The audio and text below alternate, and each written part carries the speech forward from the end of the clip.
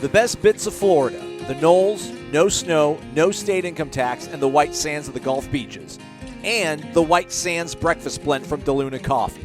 A combination of 5 different beans, some roasted to a light roast, some to a dark roast. The end product, a perfect blend that will perk you up better than a day on the beach. Visit DeLunaCoffee.com to browse all their top shelf blends and check out their Facebook and Instagram. DeLuna Coffee, all one word. DeLuna Coffee, proudly owned and operated by the Lemix family. Loyal and passionate FSU alum. From Tally to Cali, it's time to wake up. Wake up, wake up. Warchant.com is your ultimate Seminole sports source. And this is Wake Up Warchant, fueled by DeLuna Coffee. Coffee's for closers only. Now here's Warchant.com's Aslan Hajavandi and Corey Clark.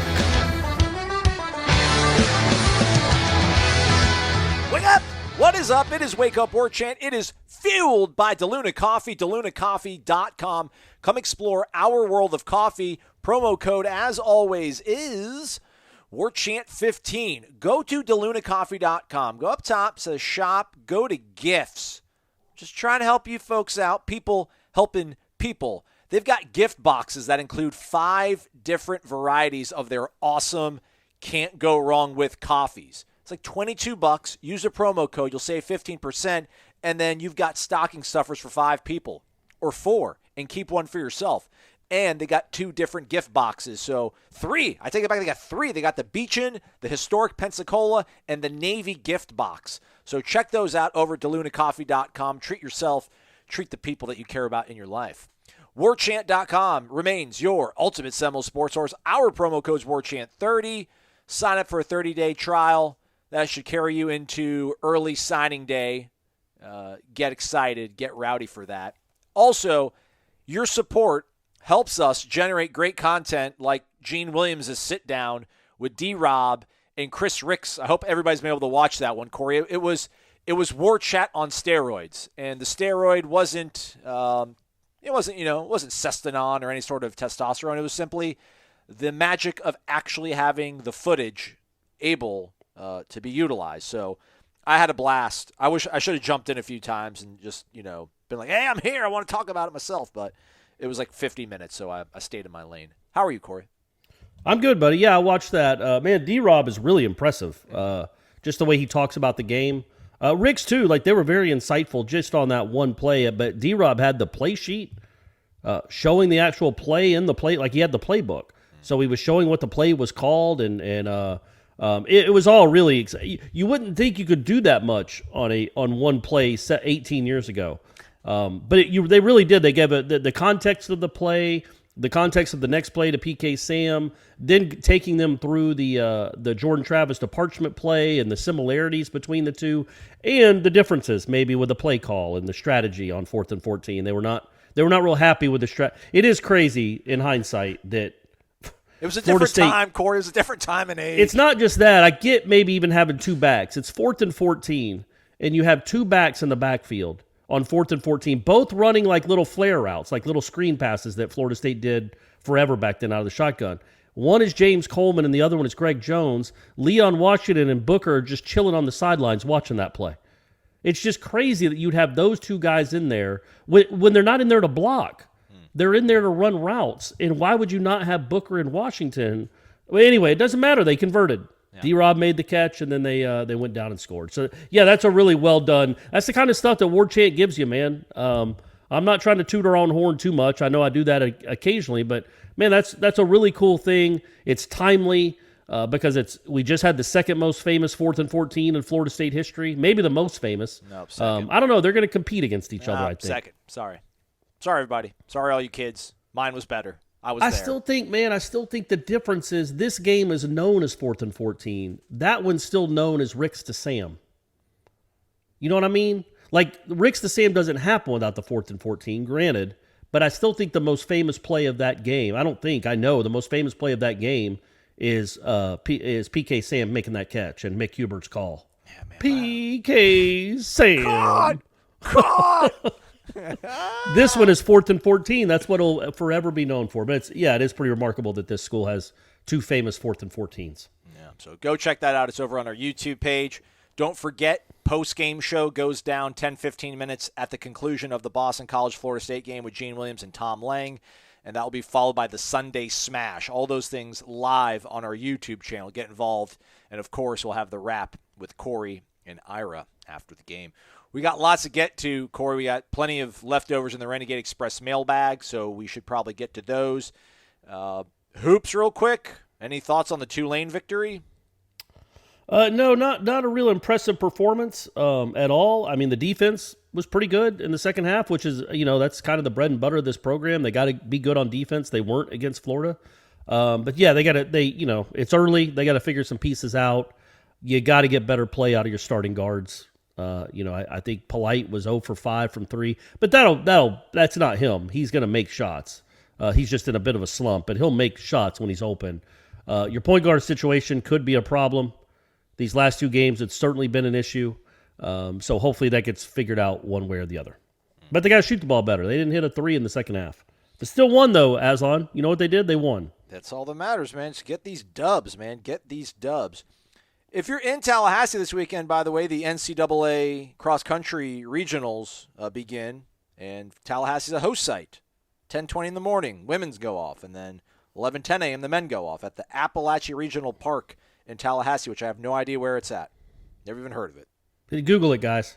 Google it, put it in your maps. I'm sure it'll pop up. Also, the soccer team plays on, is it today? Do they host SMU today in the second round of the NCAA tournament? Ooh.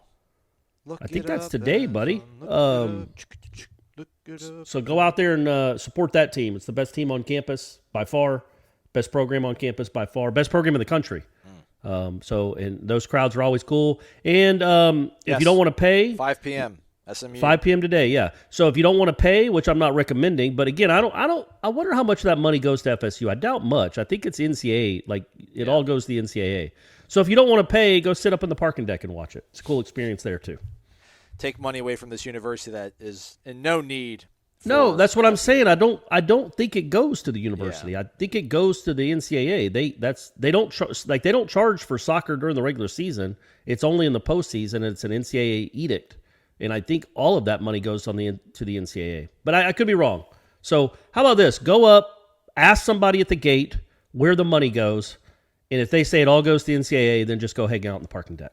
Yeah. You don't need to give them any money. Round of 32, 5 p.m. Friday. Florida State taking on SMU. Indeed. Go out there and support them. Good luck, SMU. Come and get some. Come and get your whooping. So what's going on? Is my guy, I should know this, right? Lane to Miami. Is it happening, Corey? What do you think about that, huh? I mean, from the South Florida radio host knocking that out of the park, it might happen, I guess. I would be very surprised, but I'm not thinking that guy has the goods on it. Does it have the juice? I think that happens a lot this time of year. Some radio host decides that he somehow has sources with Lane Kiffin. He's a Miami radio host, but he knows people close to Lane Kiffin that says if the job comes open, he'll take it. All right, man. I like there that. were a lot of people down there that said Gruden was coming. It's always this. It's radio hosts, man. I shouldn't even say that. I'm not besmirching radio hosts. It happens with regular media folk too. It happens with websites, with anybody. I would wait. There's about 4 or 5. College football doesn't really have its own Woj like the NBA, where it's gospel, or Schefter, because Schefter lets them all read his stories or whatever. But college football has some guys that you can really trust that are really dialed in, and I don't know that this guy is one of them. That's the polite way to put it. Wait till Feldman tweet something out. Famel, come on, stop pushing people to the No, Athletic. Man, can't say him. He blocked me, so he doesn't get it. He doesn't get a part of the Yahoo fam. Check out one of those guys. Oh, you're right. Yeah, I'll just remember that one of the first people to really, Brett Zwerman over in, I think the Houston Chronicle was like one of the first people to start floating out Jimbo's name, and then it was the news anchor, like the sports anchor at the local NBC affiliate in Houston that was like, it's happening, like Jimbo's leaving. And I was working in television at the time, and I'm like, you know what, not to besmirch my fellow man, but we're rarely the first people that know things that are going on. Like TV reporters, very, very, very, very rarely, and radio hosts are in the same mix with us as well. But he nailed it. But I think the difference there is if that guy had said, I have sources close to Jimbo Fisher, why would a guy in Houston have sources close to Jimbo Fisher? He obviously, I'm not saying bases though. I mean, College Station. I mean, Houston is where a lot of their heavy hitters reside. No, that's what I'm saying. So he had connections to A&M, right. And he was saying he's hearing from A&M sources that Jimbo is a done deal. That makes a lot more sense than him saying I'm hearing from Jimbo Fisher sources. Oh, right. Sources, right. You know what I mean? That's if this guy had said I'm hearing from my sources at the university that Lane Kiffin is a done deal to Miami, I'd be like, well, yeah, man, okay. I mean, I don't know if it's true, but I could believe it. But why? I don't know the backstory why he would have connections to Lane Kiffin. And I think that's how the tweet was worded. I might have read right. it It is. wrong. Yeah, it was like sources close to Lane Kiffin say Yeah, that. why would he know that? Why would a South Florida radio host know that and not a host in Mississippi? Or he didn't say sources close to the University of Miami, which again, that's all. It would have been me like saying, sources close to Mike Norvell tell me that he's going to be the next Florida. Well, how would I know? I don't know Mike Norvell from Adam. But you know people that know Mike. That's the thing. Like this guy probably knows people in Boca that still keep up with Lane. And maybe. Yeah, I guess that's true. I forget that Lane was down there in that neck of the woods for a couple years, right? Yeah. And that's the one thing when you talk about Miami, and I've always said for a long time that I don't think they could ever get back. It'd have to take something really special.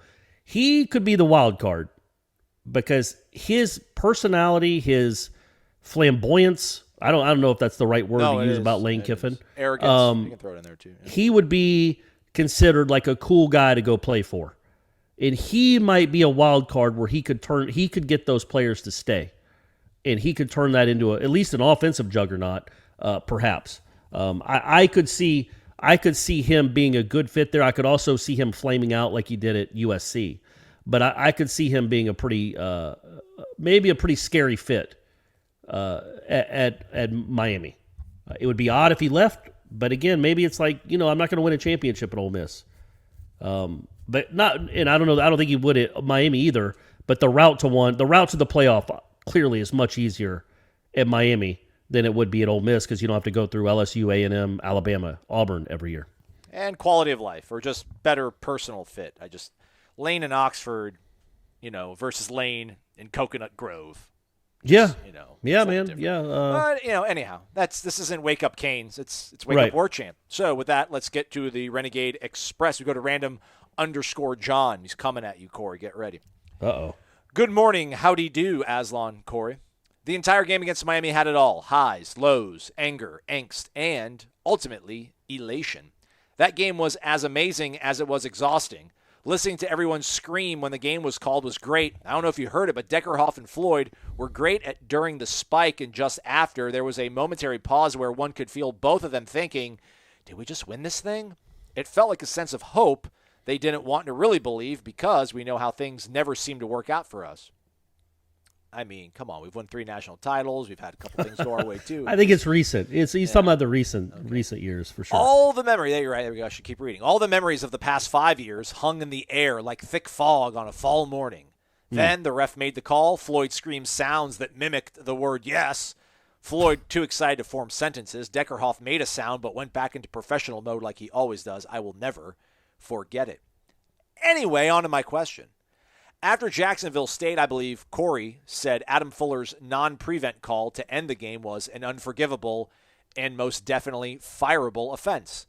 Given how the defense has improved since Louisville at half, I wonder if Corey still feels that Fuller is in an unforgivable and fireable position.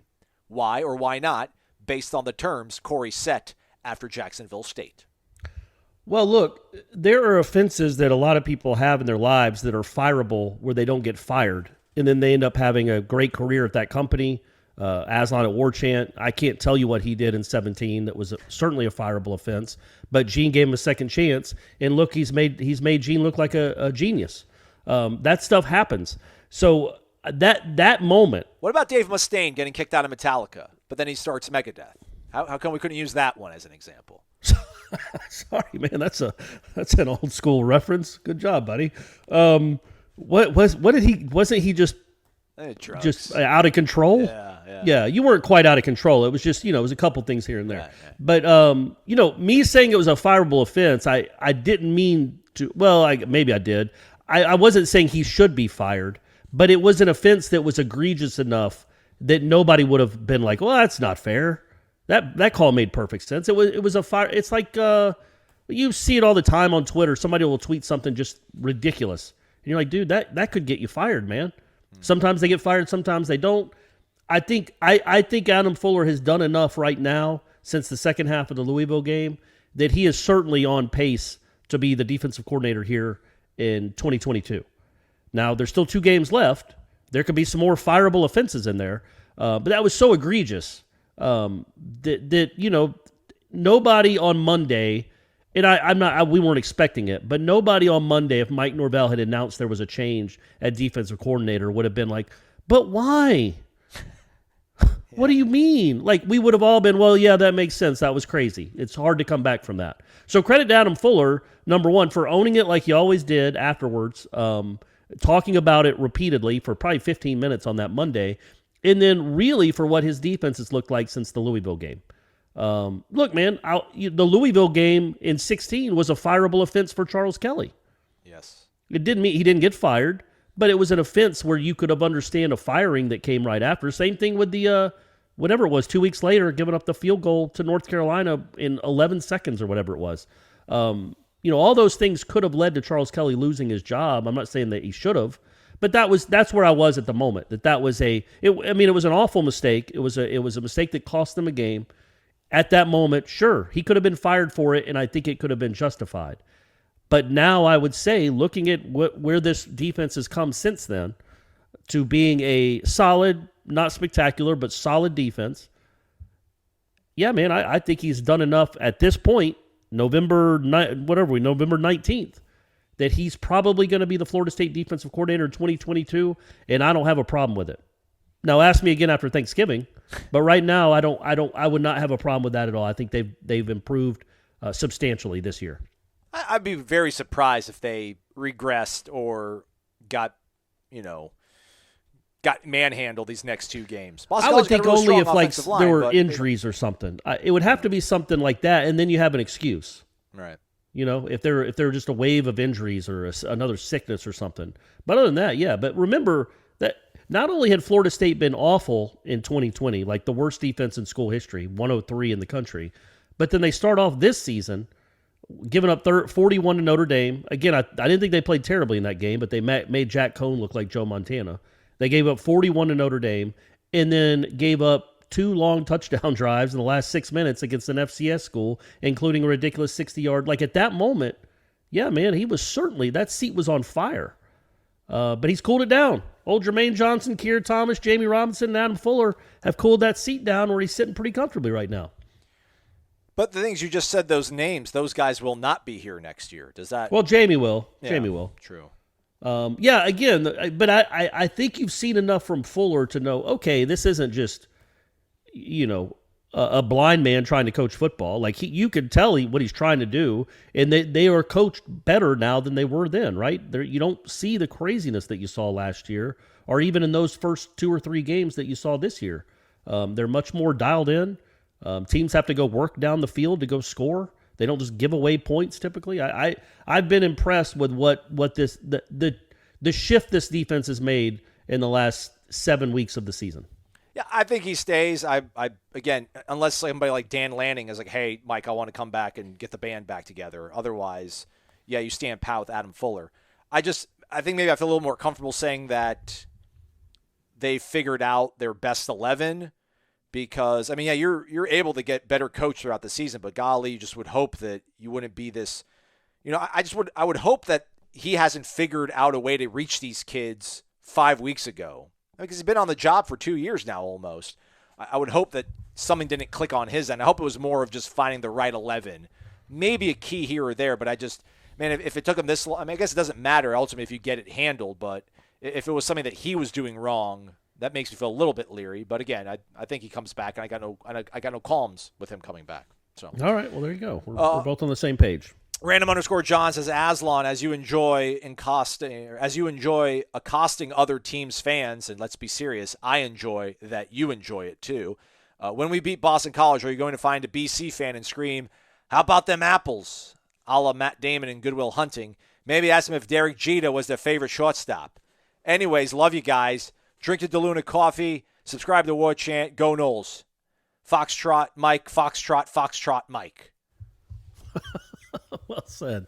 Well said, random _ John. I'll be here. I'm not going up there, man. You're not going up there. I'm sure Ira will say it. Ira loves to talk trash to opposing fans. Yeah. I wouldn't So mind he'll get though. up in their face. Hopefully, if Florida State was 9-1, do you think I could be like, Gene, I should go, and Gene would be like, all right, yeah, you should go as well. Like, I wouldn't mind going. I would like to fly up to Boston. Like, I wouldn't mind going up to Syracuse too. But those trips obviously are very expensive because they include airfare. But like, if we were in the thick of it, we would go, wouldn't we? I mean, you'd be like, release the hounds. Yeah, man. I don't know for a trip like. I mean, it is expensive. It's a lot, but if they were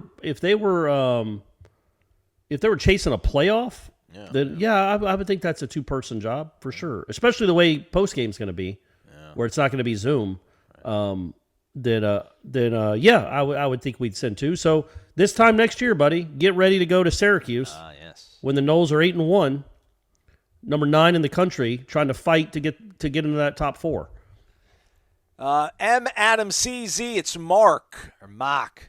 Wake up! Leaving for Boston with my son later today. It's Friday. We need to plant the spear. Take Chestnut Hill. Always a concern for a possible letdown after an emotional win over a rival, but I don't expect it.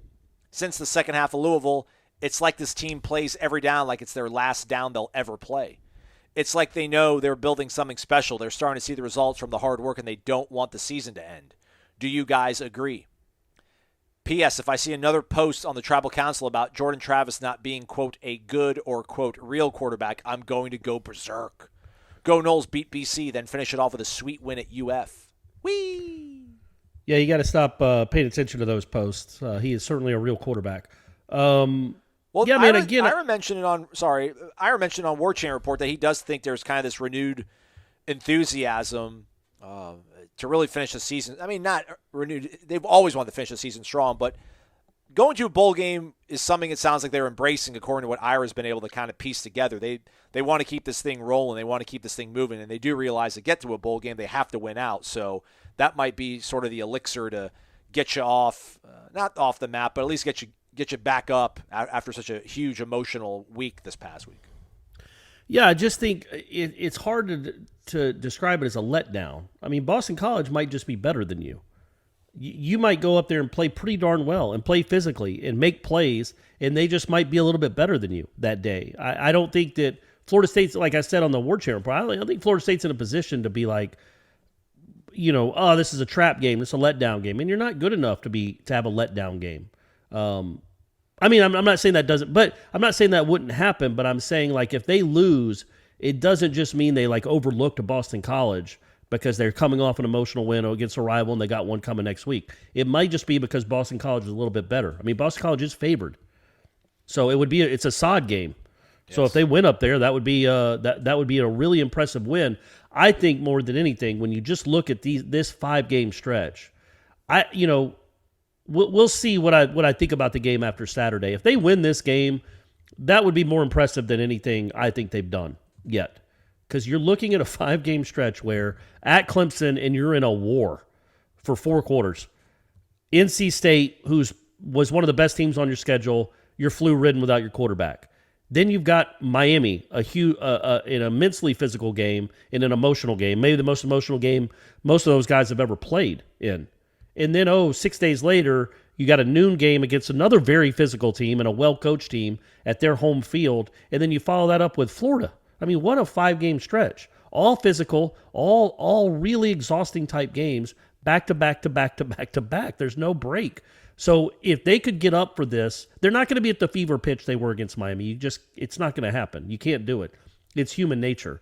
But they can still go win that game. And if they do, if they play well, with what's coming next week and then what just happened, man, wouldn't that be an unbelievable sign about what this program is becoming?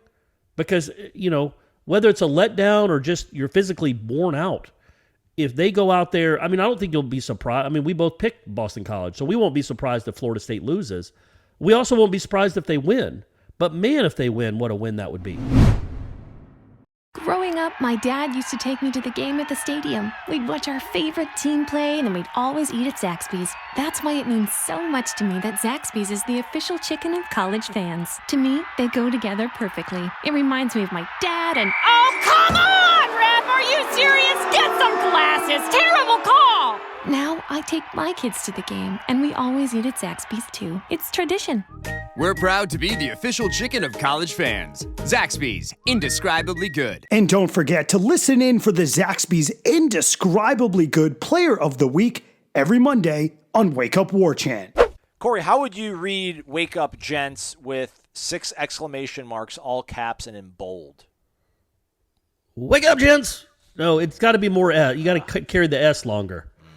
It's been a while since Corey's uncorked. Hey guys, appreciate it. We didn't talk about that in the production meeting. I didn't practice that at all. I apologize. NYC Nole. Sorry, Okay. Go ahead. I was going to try to do it again, but I'm not going to even try. Save it for after the Florida game. Save it for when we're going to El Paso. Okay. 31-28. Let's go. It's me, NYC Nole. No hyphen, no underscore, no number. Aslan. Just the original NYC Nole. So as I mentioned, I was in town with the family, and after an absolute perfect weekend, I got to guess my daughter will want to attend FSU. Awesome, great. So great weather, great game. That was a postcard weekend. It was all around, yeah. My question this week: am I crazy? Barring an absolute elite or no-brainer of a candidate, not only am I ready to keep Adam Fuller for one more year, kind of actually support it. Keep some sort of structure and consistency. Thanks for the invite to Corner Pocket. Could not get there in time. Again, great show. Not this particular one, but all the others I've heard before. Keep bringing it, guys. Yeah, man. Keep them. No, you're not crazy. I actually had somebody at Corner Pocket on Friday tell me that, he was hoping they'd get rid of Fuller, and I was like, man, we'll see. They've been better, though. It's like, it's hard to argue against Adam Fuller right now because of how much better they've gotten. The counter to that, of course, is we're Florida State. Is Adam Fuller the best defensive coordinator available? Is he the best? Or are you just making do with a guy you hired 2 years ago? That's the question that Norvell's asking. That's the question that Florida State fans are asking, that maybe Norvell asks after these next 2 games. But, I think Norvell is really intrigued by keeping an entire staff together for 3 straight years. He's never even done it for 1 straight year. And now this could be 3 years in a row where he has the whole staff coming back. It's hard. That's work to go fire someone that actually you think's probably done a decent job. And there's no guarantee the person you're getting is going to do a better job. Again, like Aslan said, if some huge name comes available that has a great track record, a recent track record, then yeah, man, you might have to do some thinking and buy out his salary. But I don't see that as the case, man. I think the defense has done a pretty good job. If you look at the overall numbers, the defense has been better than the offense, and nobody's asking about firing Dillingham. So I think Fuller has done pretty darn well with what he's had to work with. Mic drop, absolutely. Yeah, I mean, the defense has improved. They've, again, with the expectations that you set, or not even the expectations, but the hopes that we all set in the preseason. Again, I know that the season happens and things start getting recalibrated and shifted around, but going into the season, it was, hey, just get into the 60s, get somewhere around there. And they are, I think, total defense-wise, and they're 25th on Pro Football Focus. Meanwhile, the offense, crazy enough, as Corey said so many times, whenever Jordan Travis is in there, they score 30 or more points. But gosh, it'd just be really cool if they always scored 30 or more points. But every team wishes they could do that. But it's the other team's on scholarship too. So, right. Island Chief, wake up!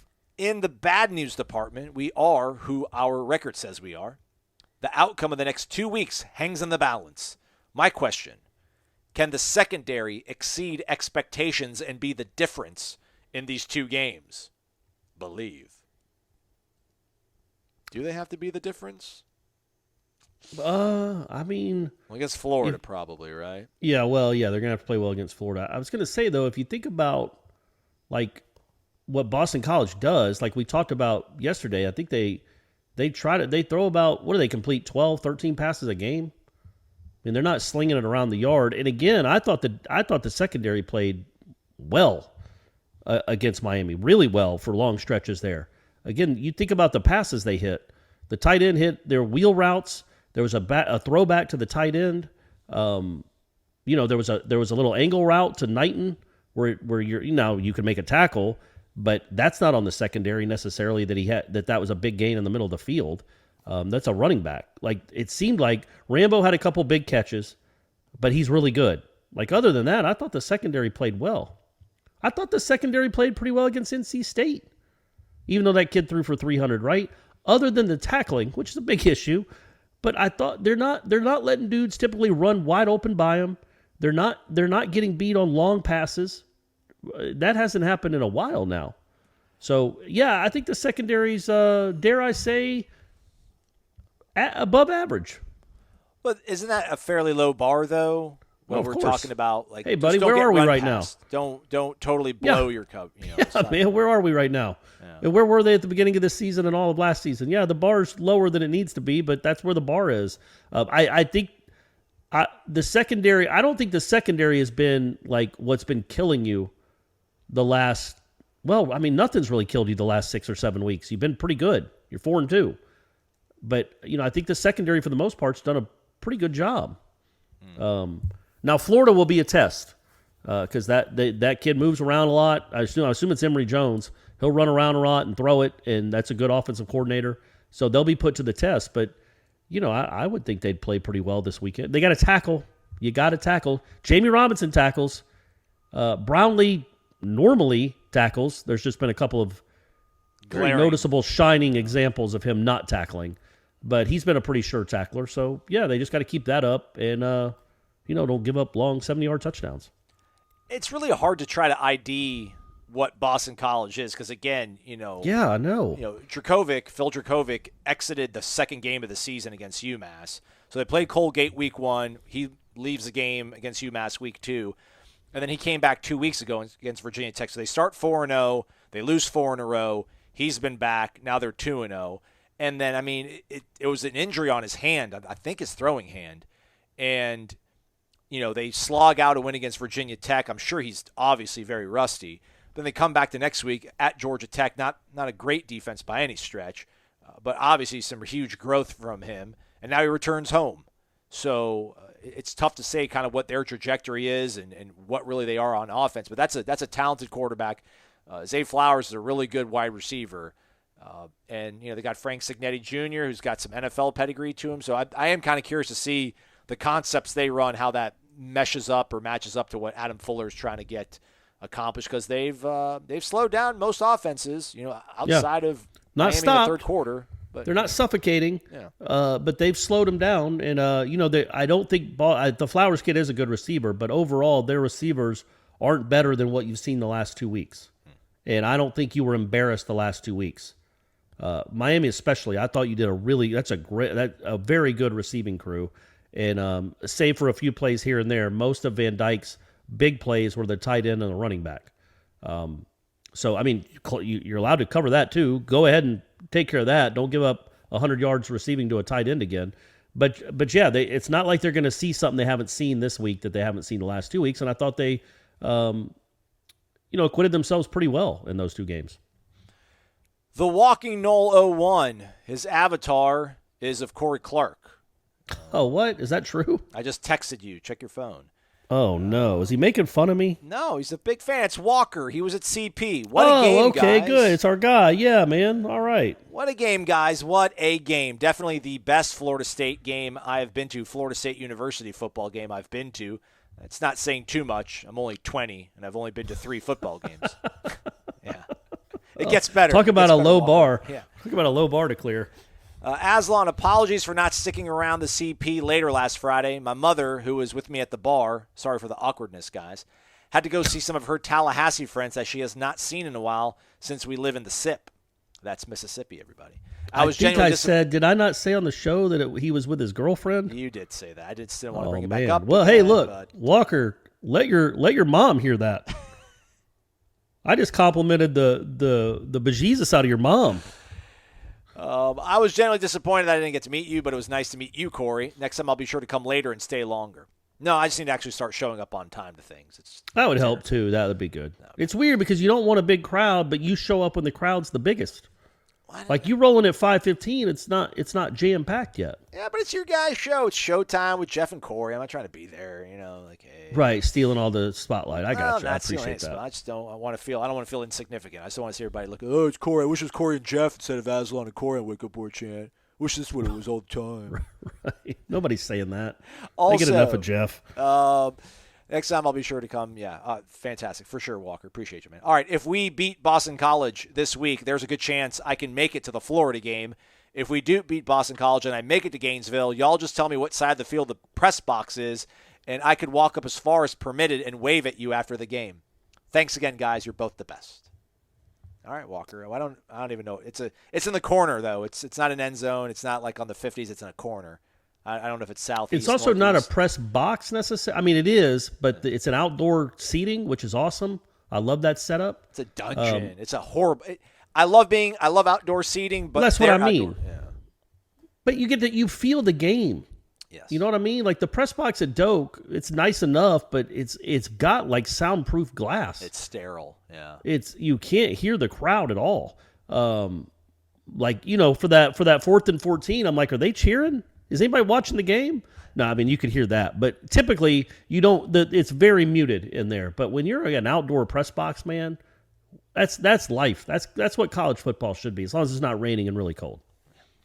Noles, but yeah, come up and say hey. Only if they win, though, Walker. Yes, yeah. Only if they win. Noles MG4. Wake up! What a win for the Noles Saturday. We really persevered more that game than in the last 3 years. My hope is that we can build on that for the future, not just the next 2 games, but overall. My only question is, how much do we push for a transfer quarterback? Do you think that would hurt Jordan Travis in his growth? Thank you for all you do. P.S. I truly think Jermaine Johnson will go down as one of the best defensive ends we have had emerge in 1 year. Go Noles. Real quick note on Jordan Travis. Mentioned on the live show, we need to maybe give him everyone calls him JT13. Like, okay, I'm not calling him JT. He's not JT Snow. And I think it was Amstaff Noel who was like, what about Flair Jordan? But Flair was FL-Air. So right. like Florida Air. Florida Air. Yeah, okay. I like it looks really cool written. I don't know how it sounds though, but I did like it. My problem with that is I worked at Bennigan's back in the heyday of Bennigan's in the 90s where it's in Office Space too, where you got to have all these pins on your tchotchkes. You got to have all these pins on your suspenders and they got to be funny like blank happens, and you got to be funny. You got to be irreverent. You got to have 12 pieces of, and it was called flair. Yeah. You've got to have at least 12 pieces of flair on your uniform. Yeah. And so flair always has negative connotations with me because of that. But Flair, it's better than J-Trav or JT13 because I'm sick to death of just initials as nicknames. Yeah. Maybe he should just change the number to 14. I mean, just call him 14. 4th and 14. Oh, there you go. Nice. Yeah. Okay. Yes. He could be 4-14. There we go. You can have decimals. They do. You can have a decimal number. Okay. Or you think somebody could say to the equipment staff? 4/14. Yeah, or like Eddie Goodell, he was the little person that. Nice. Thank you. It's a good catch. Only because when I used to read these stories, he was still referred to by that moniker. Yeah. But he was the little person that, who was it? Branch Rickey, maybe? He bought him for one game to go bat, and he was like 3'1", and he walked on 4 pitches, and then they pinch ran for him, and he never played again. But his number was 1/8. He played in a major league game, Eddie Goodell. Look him up. He walked on 4 pitches. He was his number was 1/8. So if you could do that in the Major League Baseball, you feel like somebody could be like, what if they want to be pi? If you want their number to be 3.14, I feel like that could be something they could do. There can't be a rule against it. I mean, zero really even a number? I mean, come on, it's just a 0. It's nothing. Right, exactly. But hey, yes, to that question, they do need a transfer quarterback. Yes, but that's a very good question. What does it do to Jordan Travis? This is the guy you keep talking about being your future and being the guy. And you keep hyping him up and how much he's growing and how much better he's getting. And the proof is mostly out there on Saturdays. He is getting better, and he is a good quarterback. So then how do you sell it to him that for the second year in a row, we don't 100% believe in you, big guy. So we're going to bring in another transfer. You ready? Now, can I pitch it? Yeah, go ahead. You're just, hey, we're going to build something special with you as our quarterback. Look around, look at the guys that get hurt. If something were to go sideways, we just want somebody to be able to fill in that gap for you, man. But you're our guy. Everything goes through you. We're going to let you know who we're going after. We're not trying to get Spencer Rattler. We totally believe in you. Just you know who's in the quarterback room with you. And just know that if we're working on something special, you want this team to keep winning. Let's get somebody that gives us the best chance to keep winning if you're not able to play a game for us. But then, and I'm just throwing this out there because it's the guy that Jeff always brings up. But if Max Johnson enters the portal because he just got benched last week, do you pursue him? Or is he too much of a threat? Yeah.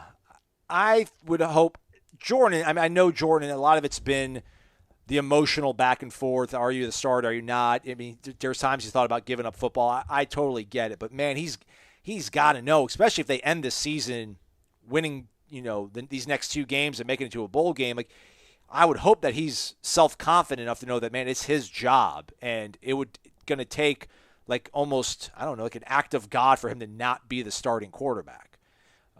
So, I mean, it might tweak him a little bit. So then who do you get? Who are you getting? I mean, if Max Johnson – but that's the thing. If Max Johnson scares you, you're not going to win big games probably. So I'm hoping he's grown that way. I mean, hopefully the Syracuse week with him pushing through his injury and realizing how important he is to the success of this team, him having to go into the locker room, I'm guessing maybe get x-rays done in the middle of the Miami game, but running back out so he doesn't miss a rep. The ownership you have of this team, he loves these guys. This is his team. You should be confident, self-assured enough that, man, this is your team, and it'd be great. I mean, and if somebody did take the job away from it, it's like you're getting a ring then probably. That's one way to look at it. I would think the problem, though, it's not a problem, but he's been good enough that let's just use Max Johnson as an example. Why would Max Johnson go to Florida State? Yeah, no, you're right. Yeah. Jordan Travis is a sophomore, and they got A.J. Duffy coming in, and they've got a guy right behind him coming in. So why would you get a starting caliber, Power 5 starting caliber quarterback to transfer in? I feel like that's kind of, that ship might have sailed because he's been good enough to, I'm not saying that. A&M. Like, A&M, if they had a better quarterback, they're probably still in the thick of the playoff hunt. Look at Georgia. Stetson Bennett stepped up for JT Daniels, or maybe they never even needed JT Daniels. No, they didn't, apparently. I mean, there's, Texas started the season off with Hudson Card. They went to Casey Thompson. That's obviously not a great example because it's not really working out. No, I'm not saying they don't need depth. I'm saying it's an interesting dynamic because you have a quarterback that now is much more established, that has a resume that reads, and he's confident and he's playing well enough. And I don't know that you would get somebody like a Mackenzie Milton to transfer in again because Jordan Travis is now more established. But you definitely need some depth. Yeah. You can't roll into next season. I mean, maybe you could if Rodemaker stays. You got 3 quarterbacks. That's as much as most people have these days. But I'm not saying you don't go into the transfer portal and look. But what exactly are you looking for? Because right now it seems like you're just looking for a backup quarterback. And do you want to waste one of your spots on a backup quarterback when you're going to have 2 already? Maybe there's a Joe Burrow out there. I mean, he was like 3rd string, so. Hey, yeah. But then again, that guy, he left because he's like, all right, I'm going to be like, Orgeron's like, you're going to be my guy. He's like, okay, right. I will That's leave. what I'm saying. Florida State can't make that guarantee. And then I guess at that point, is that person, is Jack Cohn, is he better than Tate Rodemaker? Right. So that's a well, good yes, point. Jack Cohn is better than Tate Rodemaker, but I understand your point. Like, you're not going to get a guy that's played a bunch of Power 5 football to come transfer to Florida State. Cohn was a bad example. Cohn left specifically because Notre Dame was like, it's your job. Right. Yeah, I can't. But I know what you mean, man. Like there's got to be. I mean, there's 1,000 examples. The kid at Miami right now, the backup from Garcia? California. Yeah, Garcia. Yeah. Like, would you take him? And yeah, you probably would. But would he come? Yeah. Because I would guess he wouldn't.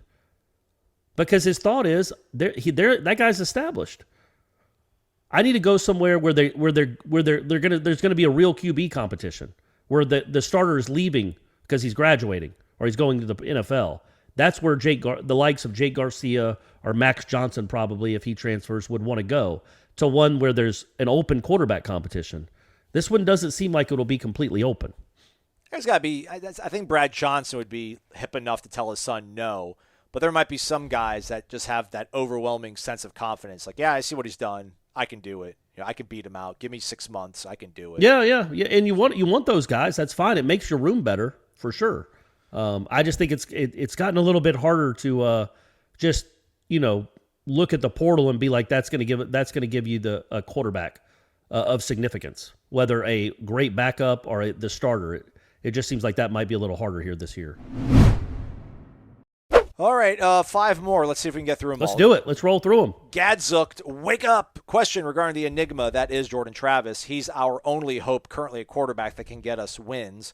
We know he can run. We know he can pass. Coaches say he's now, in parentheses, really good at putting the team into the correct play. His knock has been making progressions quickly enough and finding open receivers, probably because our pass blocking has not been very good and our receivers don't get open. So here's my question. If we improve the offensive line, if we improve wide receiver personnel for next year, you would have to assume they would tweak the offense, therefore passing more and not relying on him taking all those hits. So is he the kind of guy that can take us to 9-10 wins if that's the case? Maybe more. Thanks. Go Noles, drink DeLuna, eat Zaxby's. Do they tweak the offense more if they think? I don't know. I think they. If you go out and get a guy in the portal that can play at wide receiver, and you've got, just throwing it out there, Travis Hunter and Kevin Coleman added to the mix. Yeah, you've got. I don't know if you tweak the offense, but you've got to take more shots downfield instead of running it 65-35. I would think it'd be 55-45. I mean, you're going to have weapons and you got to use them. And man, what a glorious thing that would be to actually have weapons at wide receiver, like legit. That was the thing. Pokey made a play in that game on Saturday. It was a kind of almost a nondescript play. It was a first down, but he caught it like 3 yards past the line of scrimmage and made 2 guys miss and got like 14 or 15 yards before the safety came and drove him backwards. But it's like, man, you don't just see a lot of that. You don't just see your wide receivers on this team make it like turning a 3-yard gain into a 13-yard gain. So that was cool to see. And just imagine like having 3 or 4 guys that can do that routinely.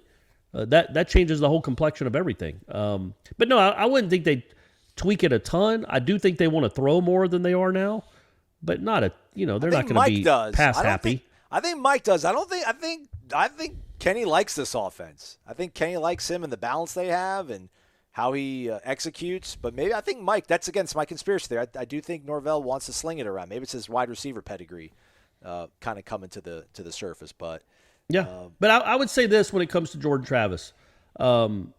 Let's just go with the 11 games that he's played the majority of the snaps. That's almost a full season. 7-4.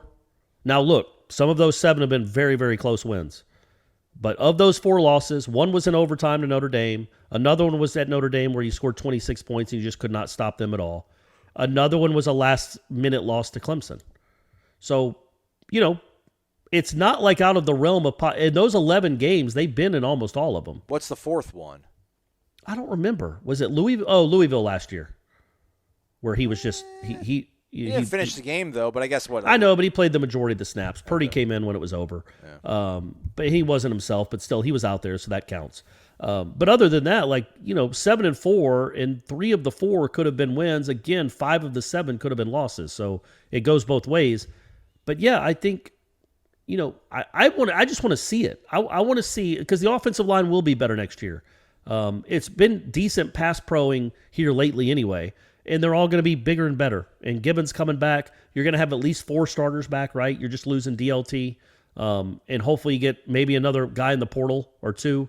You got the kid from Lamar, right? Yeah. Bless Harris. Yeah, he's got a couple highlight videos on YouTube. You don't see that a lot from offensive lineman at Lamar. Nice. He's got a couple highlight videos that popped up on my feed.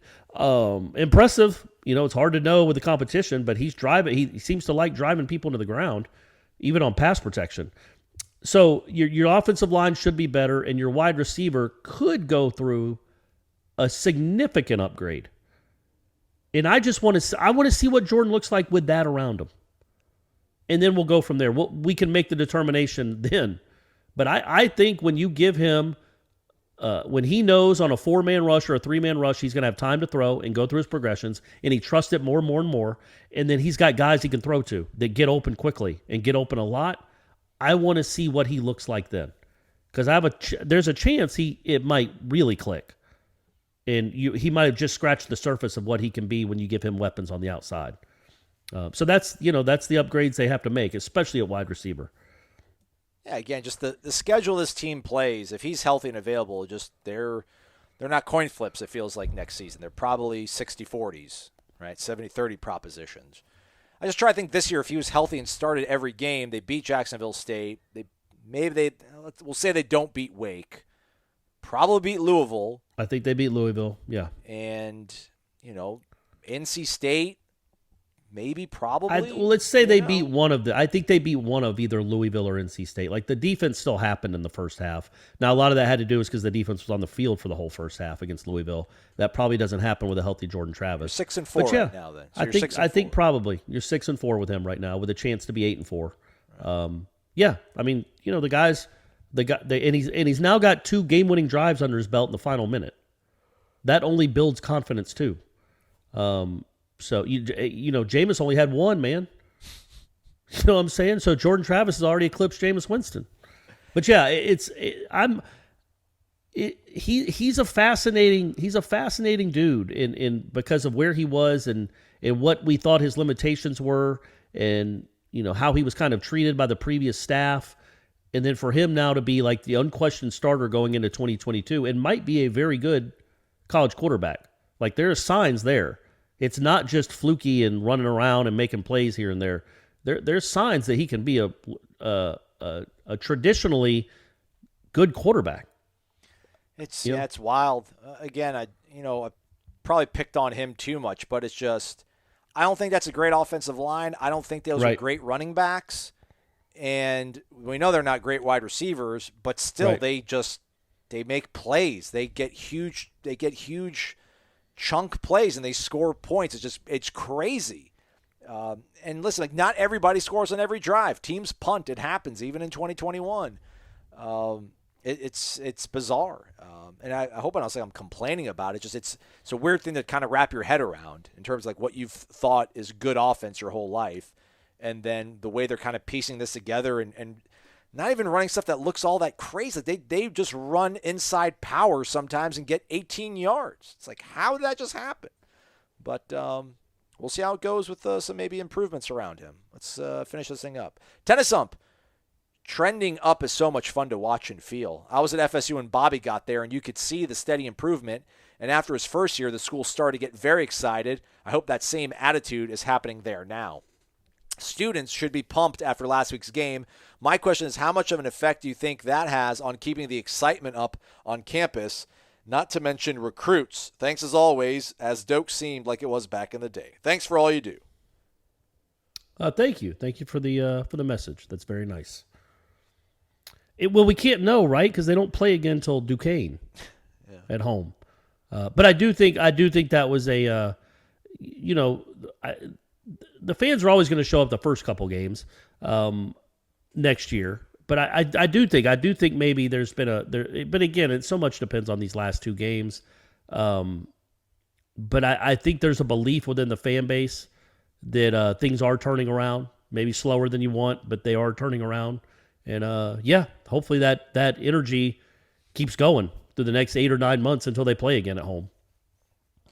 Yeah, I'll be honest. I know Corey and I both on Warchant Report, we picked Boston College to lose, but I'm talking about what I'm talking to you all right now with the impression that they win out. So this okay. all subject That's to just change. So you can be disappointed when they don't. Yeah.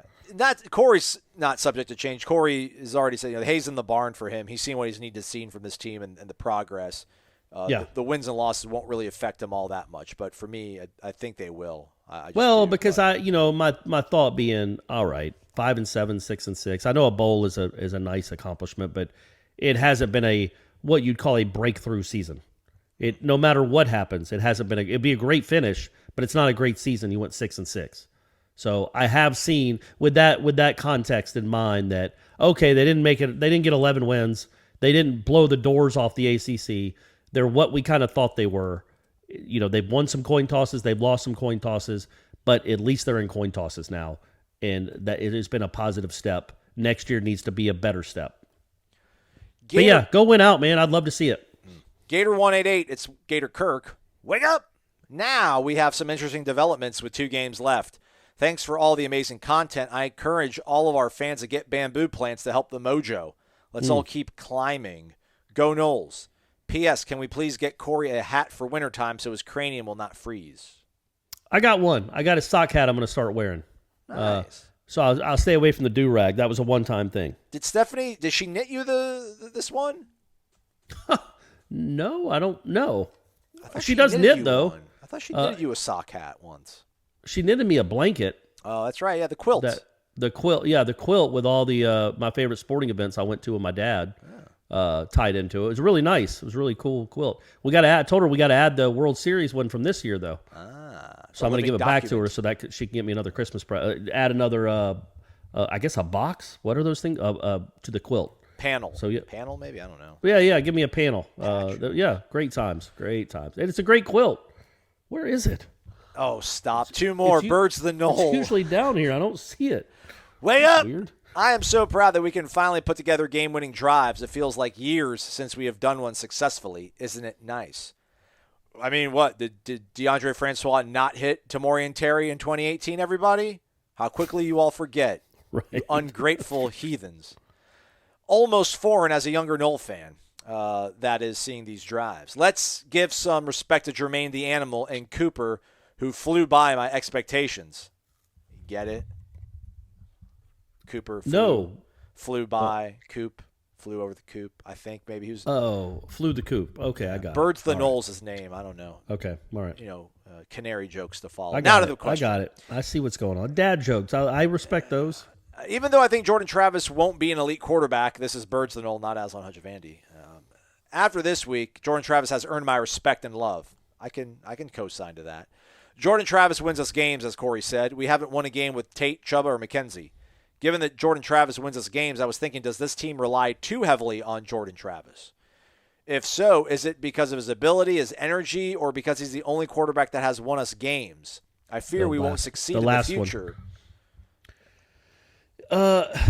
Yeah, I mean, look, he is the only real option you've had on your roster all year. It took them a little bit too long to figure that out, but he was their only option. And hey, look, he got sick and missed the game. And then he couldn't play against Louisville because he got hurt against Wake Forest. So those are the things you have to deal with Jordan Travis. And when we talk about adding something from the transfer portal, I completely understand that. Because you can't count on him to be healthy through 12 games next year. It just, he's missed 5 or 6 games out of 15 that he's played. Or he's had to leave in the middle of games. You can't just assume that he's going to be healthy the whole time. You have to factor that in, that he might miss a couple of games, or he's certainly going to miss some series next year. So what do you do to alleviate that if he is in fact your starting quarterback next year, which he almost certainly will be? Who's the best option? Duffy, Rodemaker, or somebody from some other school? I think your best option, I don't know what your best option is. I keep thinking about it. If you go to the portal, is it to go get a guy from a smaller school that'll be happy to go to Florida State, but he's got real college experience, or to go get a Power 5 guy that hasn't played at all? I don't know. It's a crazy question, but it is a kind of a good question. I guess what should give most people find solace in the fact that Jordan is talented, but I don't think he's uniquely talented. He's not Michael Vick. Excuse me? He's not Michael Vick. Right, or Lamar right. Jackson. He's not. But I don't mean he's not a running. I mean, you're talking about unique Heisman level caliber. He's not that. Right. So that should make you feel pretty good. All it takes for this offense to put up 30 points a game against everyone but Clemson is a capable college quarterback, which is what he is. And again, right now, what they're trying to get done, they're trying to be a run-first team, and you need a quarterback that has that dimension. If they get the better offensive linemen, if they get the better wide receivers, there's no reason to think this staff won't be able to pivot, tweak, maybe into the previous question, into becoming more of a passing-centric team if they've got that right kind of quarterback. But what they are right now, they can't win with a Tate Rodemaker or a Mackenzie Milton. Like you have to be a legitimate threat running the ball. Now, like, would Florida State's record be what they are if they had Jeff Sims? Probably not. Probably wouldn't be as good. But, maybe a guy like Jeff Sims, ironically enough, if he was actually healthy, I mean, that was the knock on Chubb, just he wasn't healthy, and he literally was not even in Tallahassee. So he might have been the closest thing to be able to fill a gap. It would have been kind of cool to see him play against NC State, and that would have kind of given you an idea, okay, Jordan is different, but he's a reasonable enough facsimile, as Corey likes to say, that you can kind of win with him. But the way they're built and constructed right now, I think they could get any kind of number of running, talented, athletic quarterbacks and be in the same position they are. Not to take anything away from what Jordan has done. But as the players and the roster and the personnel changes, this staff will adapt, and they don't need to have this running threat at quarterback. They can probably have a Phil Jurkovec kind of guy and win some football games too. So, yeah. Well, he can run. Don't sleep on him because he can run a little bit. But yeah, this isn't like Jordan Travis is hiding all the blemishes of a staff that's in over their head. He certainly saved their bacon. If he wasn't on this roster and they had to be a pass-first offense, we've seen what they look like. Now, maybe they'd be a little bit better at it because they would have to constantly drill it and sell out to that. But when they have somebody, they're showing the ability to kind of pivot and change around it. So, no, it's not – Jordan Travis is everything right now. But when he leaves, there's no reason to think that they won't figure out a way to keep winning games. Correct. And what I think is, should give you hope with this offensive staff is that they've won other ways. Like they the kid at Memphis couldn't run at all. Like I think he ran for like 40 yards one season. Yeah, Brady White's not very mobile, yeah. Like they didn't do anything with him with his legs, and they still won 11 games, and they still led the country in offense. Like they can win other ways. They move it other ways. They've had to adapt because of the limitations of this team and the unique skill set of their quarterback. They adapted around it. But when he leaves, or if somebody comes in and replaces him that can throw it around the lot, is an NFL. If you get an NFL quarterback, like a special NFL top 2-round quarterback, which they used to get around here. I remember the days, Aslan. Florida State used to have quarterbacks that got drafted.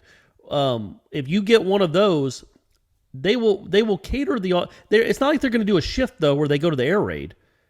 It's still going to be their offense, but just tweaked where you throw a little bit more because you trust the line and you trust the wide receivers and you got a quarterback that can really sling it.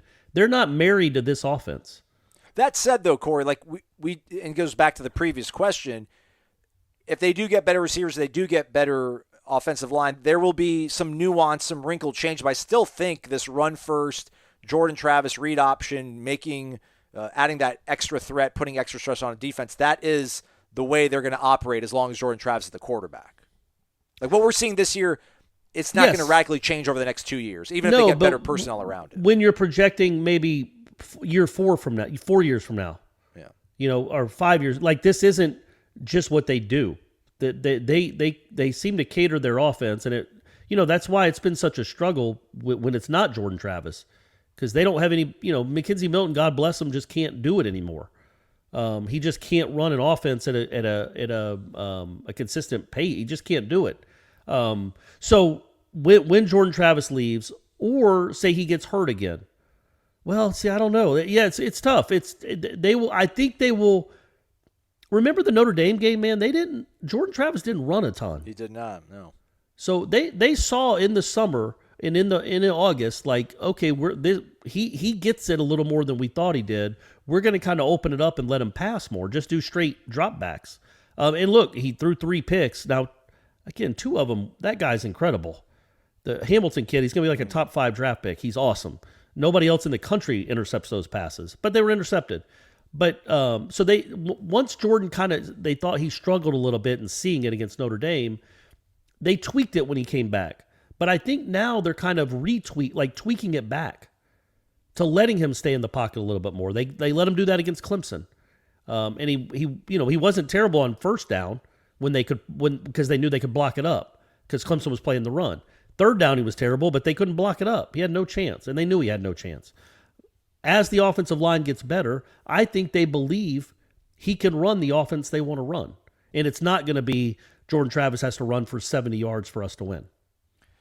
Real quick, and then we'll go to SQuinn67. I think what we're forgetting when we keep talking about the transfer portal also is junior college. I don't know what the quarterback market is, but when he showed up at Memphis, he went and got Riley Ferguson from a JUCO and quickly named him the starting quarterback. That might be a good, happy sort of middle ground, right, Corey? Because you can find talent there, and there's not that sort of entitlement where you have to guarantee them that starting job. As a guy, man, I'm here to rescue you from Kansas. Nothing wrong with Kansas, but obviously these junior colleges aren't the most glamorous place to be. So there could be maybe a junior college quarterback that we're not talking that they can find and figure things out with. So well, look, and if the Garcia kid or JT Daniels wants to come to Florida State, you're taking them.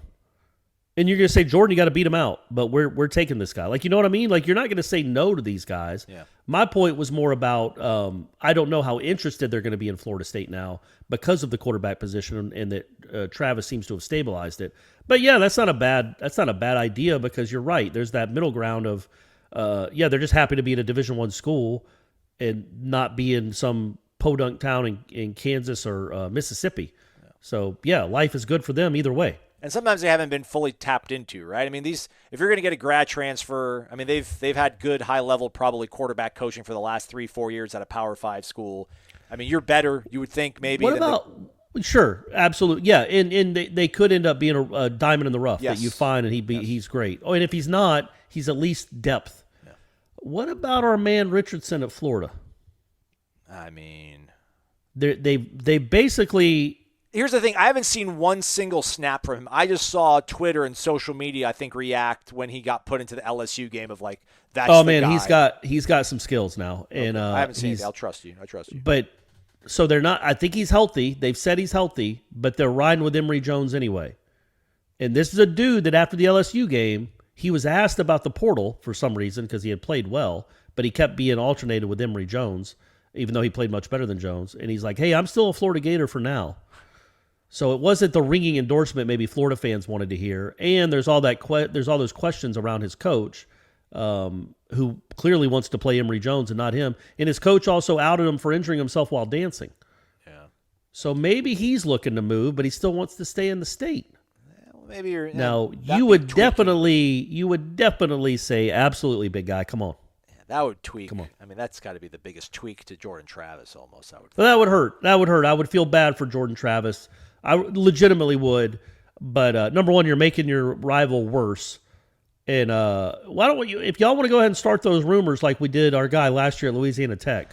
I haven't checked on him lately. How's old Tyler Grubbs doing? Thankfully I have a tab open at Pro Football Focus, so let me see if I can find Tyler Grubbs real quick. Yeah, he what happened to you, Tyler? We were waiting for you, man. And yeah, you're still going to stick it out in Royston, huh? Good luck, man. Or where? Ruston, Louisiana. Awesome. It logged me out. I apologize, everybody. I'll look it up. You read the last question. Thanks, Corey. SQuinn67, wake up! It always feels great to beat Miami. We will be planting the Platinum Bohica on the field in South Florida at whatever stadium they're playing in by then in 2030. I have to admit, I thought Platinum was 10 times in a row. My math. Oh, yeah, never mind. Sorry. I have to admit, I turned the game off in the fourth quarter. I could not watch us lose after being up by so much. I had to rely on the text updates from Blackbert and the crew. Turned it back on just in time to watch Jordan sneak it in. Wow, how anticlimactic. How anticlimactic. Come on. Stop thinking that you exert this control over the universe, people. It's not just... There's all of it.